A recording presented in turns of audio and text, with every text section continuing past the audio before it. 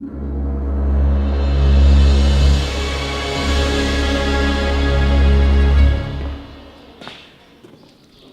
nous sommes Frontschwein, un groupe de reconstitution allemand, et nous avons été invités aujourd'hui à la ferme de Montgarny à Margival. La ferme de Montgarny à Margival est une ferme qui a été construite à la fin du 19e siècle, et pendant la Grande Guerre de 14-18, les Allemands sont venus ici. Quand les Allemands sont repartis, ils ont abandonné la ferme et ils l'ont détruite.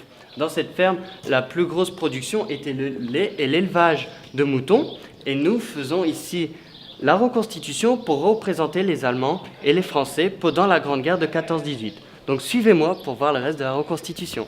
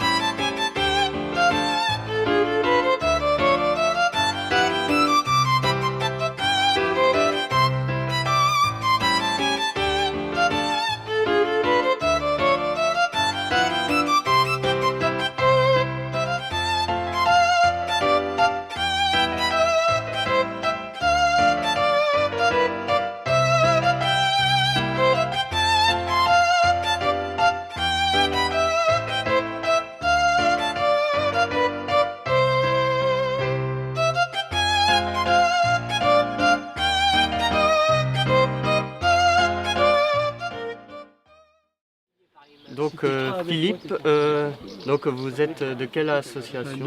Je fais partie de l'association EPON 132 de Crouy. Oui. Et donc vous avez retrouvé une ancienne popote allemande, donc pouvez-vous plus ou moins nous expliquer dans quelles circonstances vous l'avez retrouvée? Disons que les circonstances qu'on l'a retrouvée, disons qu'elle était en dessous d'un plafond de carrière qui était éboulé dessus. Oui. Et dans quelle carrière Une carrière de laine à Hostel. Ah oui, oui. Et elle était dans mauvais état Très très mauvais état. Ouais. Et en fait, plus ou moins sur la popote, qu'est-ce qui est plus ou moins d'origine et de copie? Donc tout ça c'est d'origine. Tout. À part le bac intérieur qu'on a refait en inox pour qu'il soit alimentaire. D'accord. Et quand vous l'avez retrouvée, elle était en bon état ou non, en mauvais état? Je ne sais pas si il peut regarder. On a mis une photo justement pour... Ah, elle était carrément... Voilà, c'était qu'un tas de... Un tas de ferraille. Oui, voilà, on dirait... Ouais. Et comment vous avez commencé à la restaurer, etc. Disons que pour commencer à la restaurer, on l'a démontée en pièces détachées. Oui. Donc on a démonté tout donc on a tout démonté. Et vous l'avez démonté là, dans la carrière? Non. Pour la sortir de la carrière, on l'a sorti avec un tire-fort. Ah d'accord. Donc on avait, dans le mur en face, on a mis des spits à béton. Oui. Et au tire-fort, on l'a sorti au tire-fort, Oui. en évitant que le plafond il nous tombe dessus. Ah, Parce que le plafond il était tombé sur la roulante. Ouais. Oui. Et on savait nourrir combien de soldats plus ou moins? En gros, entre 150 et 250 soldats. D'accord. Pour la nourriture. Oui. Et vous, pour votre association, ça vous apporte quoi d'avoir une popote comme celle-là? Disons que nous, c'est pour conserver le patrimoine surtout, pour éviter, parce qu'on l'aurait laissé, disons qu'elle aurait fini vraiment en tas de décomposition, de façon de parler. Et justement, pour nous, c'était un truc qu'il fallait restaurer, parce que nous, on est collectionneurs avant tout, et on voulait restaurer justement la roulante pour qu'elle soit opérationnelle, même si elle n'était pas opérationnelle, mais au moins la ressauver. Ouais. Et est-ce qu'il y a un rapport, comme vous êtes un soldat français, est-ce qu'il y a un rapport entre vous, le soldat français, et la popote allemande? Puisque normalement... Oui, là... disons que, si vous voulez cette histoire-là, bon, moi je suis soldat français, on va dire du 55e BCP chasseur à pied. Oui. Et il faut savoir que le 55e bataillon de chasseurs à pied a pris une compagnie allemande sur les hauteurs de Crouy, sur la côte 132. Et quand ils ont pris la position allemande, ils ont récupéré la roulante. D'accord. Donc nous, disons que dans le contexte, ça nous permet de savoir que comme nous on fait partie du 55e BCP, ça nous permet de dire qu'on a récupéré la roulante allemande de Crouy. Oui. Ouais. Et vous préparez quoi? Là on fait de la choucroute justement. Ah oui. Bon ben je vous remercie. Oui, mais il n'y a pas de problème. Et à bientôt. Oui, d'accord. Merci.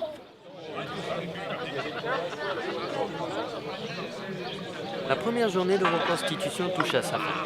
Nous allons rejoindre le buffet offert par Pierre Comain. Il nous offre à nous et aux habitants un cochon à la broche, ou on pourrait même dire un chouenne à la broche. Ceci s'annonce vraiment délicieux. Et demain, nous allons continuer notre journée de reconstitution sous un beau soleil.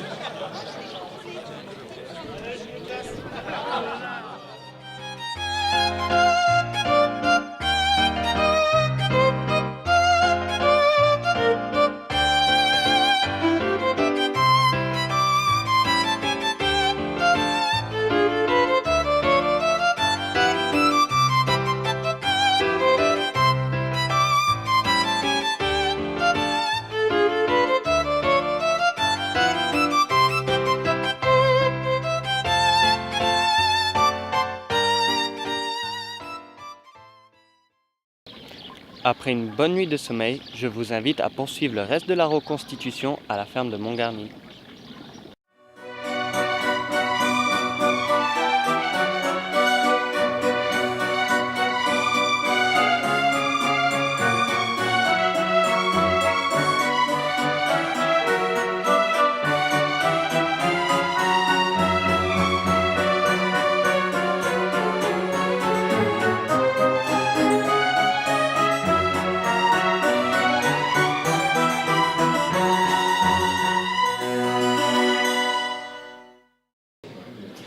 Donc vous êtes Monsieur Pierre Comain, Voilà. vous êtes l'organisateur de cette reconstitution. Pouvez-vous m'expliquer pourquoi vous organisez cette reconstitution?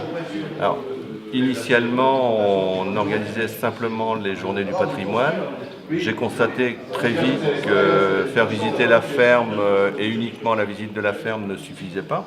Donc j'ai souhaité, moi, ajouter ce qui était le fait historique de la ferme, c'est-à-dire 14-18. J'ai eu la possibilité par Éperon 132 et Azucaro au départ d'avoir des reconstituants, d'où l'idée de la reconstitution d'aujourd'hui. Il y a 2 ans, on a décidé pour le centenaire 14-18 de renouveler l'opération avec la présence de Frontschwein en plus. Voilà un petit peu l'idée de donner de l'animation à la ferme de Montgarny, parce que c'est un lieu chargé d'histoire, dans la mesure où la ferme de 1914 à 1917 a été occupée par les Allemands dans le cadre d'un hôpital militaire, parce que le front était sur Soissons, et l'armée française en 17 l'a occupée à nouveau en tant que poste de secours.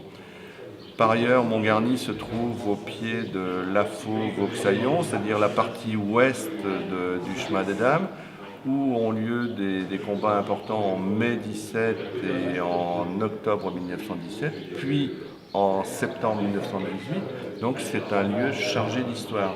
Le passage pendant les 4 ans des belligérants, des troupes allemandes et françaises, on ne pouvait pas faire autrement que de raconter Montgarny à travers des troupes de reconstitution.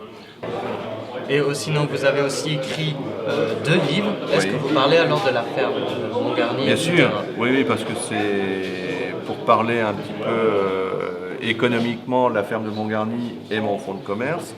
Le premier livre qui est un ensemble de photos et de cartes postales uniquement allemandes, étend un peu le secteur par rapport à Montgarny, mais a pour origine la ferme de Montgarny, raconte par l'image l'occupation allemande dans le Soissonnais pendant les années 14 et 15, c'est-à-dire après les combats d'octobre 14 à Vély et de janvier 15 à Crouy, lorsque les belligérants décident de stabiliser le front sur l'Aisne, création des tranchées. La ferme de Montgarny, elle, ainsi que tous les villages sur la rive droite de l'Aisne, sont occupés par les troupes allemandes. Donc j'ai réuni un ensemble de photos et de cartes postales qui nous montrent l'occupant allemand dans ces villages. Donc à la fois la vie quotidienne, l'aspect propagande de l'armée allemande sur le secteur soissonnais. Le deuxième ouvrage, lui, par contre, est d'inspiration totale Montgarny, puisque je relate la vision d'un brancardier allemand installé au lazaret de Montgarny, donc dans la ferme, durant les années 1914 à 1917, Donc j'utilise le passé historique de ces 3 années pour relater le parcours de cet Allemand. C'est une partie fiction, mais basée sur des faits réels. D'accord. Donc voilà. Et est-ce que vous avez des autres objectifs pour continuer à écrire des nouveaux livres ou pas? Alors là, je dévoile un secret, mais je l'ai dit à mon éditeur hier, donc l'écriture est terminée. Il faut savoir que le Montgarny n'est pas que 14-18. On a eu ici le retour de l'occupant allemand et de l'occupation allemande dès 1940 et 42 plus précisément, avec la construction du grand quartier général de l'Ouest. Donc ce qu'on appelle le camp de Margival. De 42 à 44, il y a eu une population intense et dense qui est venue ici pour la construction des blocos. Et donc on a la présence d'Allemands sur Montgarny durant ces 2 années de guerre. Et j'ai imaginé que le fils du brancardier de 1914 a été affecté en tant que traducteur sur Montgarny. Donc c'est une nouvelle histoire et un nouveau carnet qui commence, mais d'une autre façon. D'accord. Voilà. Ok, je vous remercie pour avoir répondu à mes questions. C'est moi qui vous remercie d'être venu et d'apporter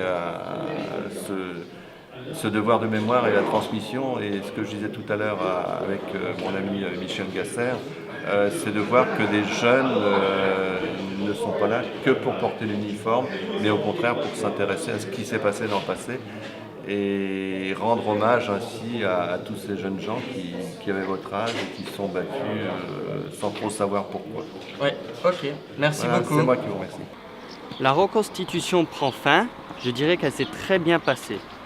Je remercie encore Pierre Comain pour nous avoir invités à la reconstitution et je remercie aussi les groupes de reconstitution As de Carreau et Éperon 132 pour leur participation.